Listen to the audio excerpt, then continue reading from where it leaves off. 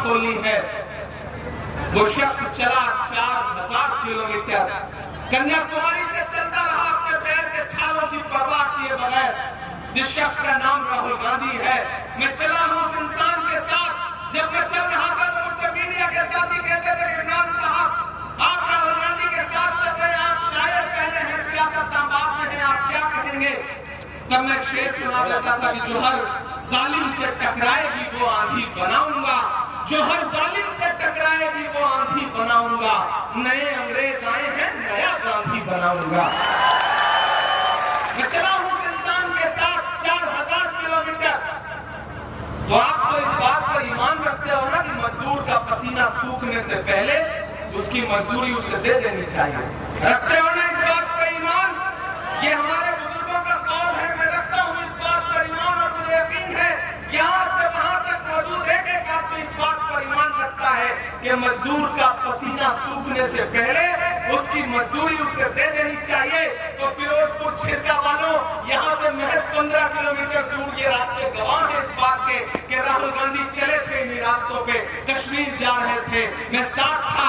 मैं आपसे ये कहना चाहता हूँ कि मैंने देखे हैं राहुल गांधी के पांव के छाले, मैंने देखा है राहुल गांधी के माथे का बहता हुआ पसीना। मैं आज अपने घर से 1000 किलोमीटर दूर चल के आपसे राहुल गांधी की मजदूरी मांगने आया हूँ। और वो मजदूरी है, राहुल गांधी ने मामून खान को अपना नुमाइंदा बना करके फिरोजपुर झिरका में भेजा है। तो एक शख्स 5 तारीख को अपने घरों से बाहर निकलेगा, हाथ के पंजे के सामने वाला बटन दबाएगा और राहुल गांधी की असली मजदूरी यह है कि मामून खान को कम से कम 1 लाख वोटों से जिता करके हरियाणा की असेंबली में पहुंचाएगा। यह है राहुल गांधी की असली मजदूरी जो मैं आपसे मांगने के लिए आया। मेरे भाई, भाजपा वाले आपके बीच में आएंगे, झूठ बोलेंगे, बरगलाएंगे, क्लिप काट करके मामून के पुराने नए इधर उधर चलाएंगे, ये सब करेंगे, ये सारी साजिशें होंगी। लेकिन एक चीज जान लेना, जब भी कोई आपका मजबूत नेता होता है तो उसके खिलाफ इसी तरह की साजिशें की जाती है। चक्कर में नहीं आना। वो पिछले दिनों प्रधानमंत्री साहब पार्लियामेंट में स्पीच कर रहे थे, सामने खड़े होकर बोले बताओ कांग्रेस वालों तुमने 70 साल में क्या बनाया। इधर से मैं खड़ा हो गया, मैंने सोचा मैं बताऊं, पीछे दीपेंद्र हुड्डा भाई बैठे थे, बोले इमरान भाई मत बताओ, जो बताओगे ये उसको भी बेच देंगे, इनका काम सिर्फ बेचने का है, इनको मत बताओ। और ये जो भाजपा वाले आकर के 70 साल का हिसाब पूछते हैं, मैं तो फिरोजपुर झिरका के बड़कली चौक पे खड़ा होकर कहना चाहता हूं कि अरे भाजपाइयों, आप हमसे 70 साल का हिसाब पूछते हो, आप अपने गिरेबान में झांको। जो भारतीय जनता पार्टी की सरकार अपना चलाया हुआ 2000 का नोट 7 साल नहीं चला सकी, वो हमसे 70 साल का हिसाब मांगती है। वो सारे नारे झूठे थे, याद है वो नारा भाइयों बहनों? याद है वो नारा? खजाने की चाबी मेरे हाथ में सौंप दो, मैं देश नहीं लुटने दूंगा। याद है वो नारा? चौकीदारी करूंगा। अब तो मैं पार्लियामेंट में भी खड़ा होकर उनसे सवाल पूछता हूं कि कहां सोया है चौकीदार, कहां सोया है चौकीदार। मुझे लगना चाहिए कि मैं उसी फिरोजपुर झिरका में उसी बड़कली चौक पर खड़ा हूं जहां पिछली बार आया था। वही जोश, वही जज्बा है कि कहां सोया है चौकीदार, कहां सोया है चौकीदार। विजय माल्या नाक के नीचे से हो गया फरार, कहां सोया है चौकीदार, कहां सोया है चौकीदार। बहुत समझदार लोग हैं आप, नाम लेने की भी जरूरत नहीं पड़ती, चौकीदार बोल दो आप तुरंत समझ जाते हैं कि किसकी बात हो रही है। अच्छा, जब भी चौकीदार की बात होती है तो जो गुजरात से मेहमान आए हैं उनकी आंखों में एक अलग तरह की चमक आती है, क्योंकि वो ज्यादा करीब से चौकीदार को जानते हैं कि कहां सोया है चौकीदार, कहां सोया है चौकीदार। अगली जो लाइन आने जा रही है ना, उसका शोर दिल्ली तक जाना चाहिए कि कहां सोया है चौकीदार, कहां सोया है चौकीदार। खट्टर ने कर डाला हरियाणा का पंटा।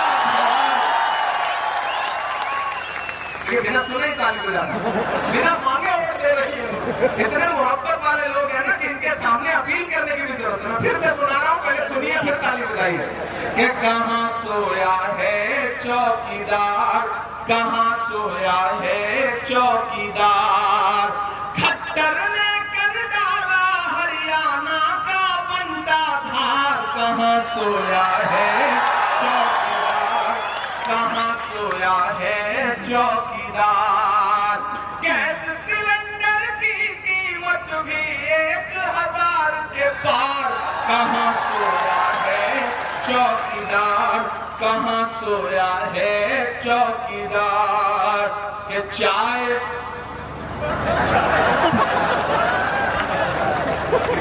सिर्फ चाय आ जा रही है, आपको स्वाद आ जा रहा है, ये कमाल है हरियाणा के। चाय बेचने वाला पूरा भारत बेच रहा है। सही कह रहा हूं कि नहीं कह रहा हूं? सही कह रहा हूं कि नहीं कह रहा हूं? सही कह रहा हूं तो आपकी तालियां तैयार रहे जो मैं कहने जा रहा हूं। कि चाय बेचने वाला पूरा भारत बेच रहा है, इसी काम में हासिल उसे महारत बेच रहा है। कि रेल बिक गई, तेल बिक गया, बिका हवाई अड्डा। ताली अगली लाइन पे बजा दी, एडवांस पेमेंट चल रहा है, ये मोहब्बत है आपकी, सलाम करता हूं। अगली जो लाइन आने जा रही है ना, उस पर एक नाम आएगा, वो नाम सुन के आपके दिल में गुदगुदी पैदा होगी, तो उसे तालियों में बदल के उसे दिल्ली तक पहुंचा देना। कि रेल बिक गई, तेल बिक गया, बिका हवाई अड्डा। तैयार है ना? कि रेल बिक गई, तेल बिक गया, बिका हवाई अड्डा, सब कुछ बिकता देख के खुश है अपने जेपी नड्डा। के जनता महंगाई की मारी, जनता महंगाई की मारी करती हाहाकार। कहाँ सोया है चौकीदार, कहाँ सोया है चौकीदार। फिरोजपुर झिरका वालों, ये इलेक्शन मामन खान से मोहब्बत दिखाने का इलेक्शन तो है ही, लेकिन ये इलेक्शन इस बात का भी इलेक्शन है कि अपनी आंखों में वो मंजर रखो कि जब भाजपा की सरकार 10 साल पहले आई थी तो उसने क्या क्या वायदे किए थे। लेकिन इसी सिंधु बॉर्डर पे, हरियाणा और दिल्ली के बॉर्डर पे बैठे हुए 700 किसान, उनके सरों पे भाजपाई पुलिस की बरसती हुई लाठियां आप सबकी जहन में है। उसे याद रखो, कीमत तो बहुत बढ़ गई शहरों में धान की, लेकिन विदा न हो सकी बेटी किसान की। मौका मिला तो लोगों ने कुर्सी के वास्ते तस्वीर ही बिगाड़ दी हिंदुस्तान की। ये इलेक्शन उन किसानों पर बरसी हुई लाठियों के बदला लेने का इलेक्शन है। ये इलेक्शन हरियाणा के उन नौजवानों के अरमानों के टूटने के बदला लेने का इलेक्शन है कि जब यहाँ का जवान रात के सुबह के 4 बजे उठ करके सेना में भर्ती होने के सपने सजा करके मेडिकल की तैयारी करता था, लेकिन भाजपा की सरकार ने अग्निवीर ला करके हरियाणा के नौजवानों के सपनों को चकनाचूर करने का काम किया है। इस बात का बदला लेने का इलेक्शन है। प्रधानमंत्री जी नारा देते हैं बेटी बचाओ बेटी पढ़ाओ, लेकिन याद रखो हरियाणा वालों कि ये नारा देने वाली भाजपा पार्लियामेंट से महज 500 मीटर की दूरी पर जंतर मंतर है। जब हरियाणा की बेटियां, ओलंपिक लाने वाली बेटियां, हरियाणा का सम्मान बढ़ाने वाली बेटियां अपना हक मांगने के लिए जंतर मंतर पर बैठी, तो बेटी बचाओ बेटी पढ़ाओ का नारा लगाने वाली भाजपा सरकार ने, पुलिस ने उन्हें जंतर मंतर पर घसीटने का काम किया। प्रधानमंत्री जी ने लाल किले की प्राचीर से नारा दिया, भाषण दिया कि हमें बेटियों के उत्थान के लिए, महिलाओं के उत्थान के लिए बात करनी है। और जिस दिन 15 अगस्त को वो लाल किले की प्राचीर से भाषण दे रहे थे, उसके महज 2.5 घंटे बाद उनके गृह राज्य गुजरात में बिल्किस के दोषी जेल से छोड़ करके माला पहना के सम्मानित किए जा रहे थे। ये है भाजपा के बेटी बचाओ बेटी पढ़ाओ नारे का सच। मेरे भाई मामन साहब इधर आइए। जिन्हें ये लगता है कि साजिश करेंगे, खुराफात करेंगे और मामन का नुकसान करेंगे, के दायरे में सिमट के आएगा। तैयार रहना जो मैं कहने जा रहा हूं। आज से फिरोजपुर झिरका के एक एक मोबाइल में ये 4 मिसरे रहने चाहिए। आप बैठ जाओ, आप खड़े क्यों हो रहे, बैठ के भी सुन सकते हो। के दायरे में सिमट के आएगा, हर रवायत से हट के आएगा। चौथी लाइन पे कसम है कि हाथ तो कोई खामोश नहीं रहेगा। कि दायरे में सिमट के आएगा, हर रवायत से हट के आएगा। आंधियों को जरा खबर कर दो, आंधियों को जरा खबर कर दो, शेर वापस पलट के, शेर वापस पलट के आएगा। अरे भाई, ये हाथ मैंने यूं ही नहीं पकड़ रखा है। अगर मजबूती से इस हाथ को पकड़ रखा है तो इसका मकसद आपको समझना पड़ेगा। 5 तारीख को घरों से बाहर निकलिएगा तो ये सोच के निकलिएगा कि हाथ के पंजे के सामने वाली दबाई गई बटन का एक एक वोट सिर्फ मोमन खान को नहीं मिलेगा, मोहब्बत के उस मसीहा को मिलेगा जिसका नाम राहुल गांधी है।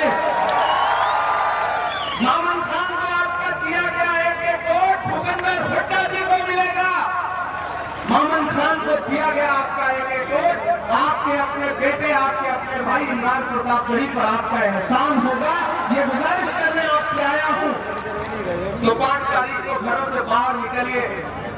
तमाम बातों के बीच 2 शिकायतें आपसे। आप सुबह चाय की दुकान पे बैठते हो तो सरकार बना देते हो, बिगाड़ देते हो। शाम में जब खाना खा रहे होते हो तो मुख्यमंत्री बदल देते हो, दोपहर में खाना खाते खाते प्रधानमंत्री। लेकिन जिस दिन वोट देने जाना होता है उस दिन आपको लगता है कि यार कौन जाकर के लाइन में लगे, धूप बहुत ज्यादा है। इस बार ये नहीं सोचना है, ये कोशिश करिए कि एक एक वोट लेकर के घरों से बाहर निकलिए, हाथ के पंजे के सामने बटन दबाइए। सरकार बनने जा रही है, इस बनती हुई सरकार में अपनी भागीदारी जताओ, उठाओ अपना एक एक हाथ। मुझे यकीन दिलाओ, मुझे यकीन दिलाओ कि आने वाली 8 तारीख को जब रिजल्ट आएगा तो फिरोजपुर झिरका का रिजल्ट हरियाणा की तारीख में एक नया इतिहास लिखेगा, लिखेगा ना। 5 तारीख को घरों से निकलोगे ना, एक एक वोट हाथ के पंजे पर दे के आओगे ना, मोमन को जिताओगे ना, कांग्रेस की सरकार बनाओगे ना। बहुत शुक्रिया। इंशाल्लाह 5 तारीख के बाद 8 को रिजल्ट आएगा, मेरी नजरें यहां पर होंगी और उसके बाद मैं फिर आपके बीच में आऊंगा।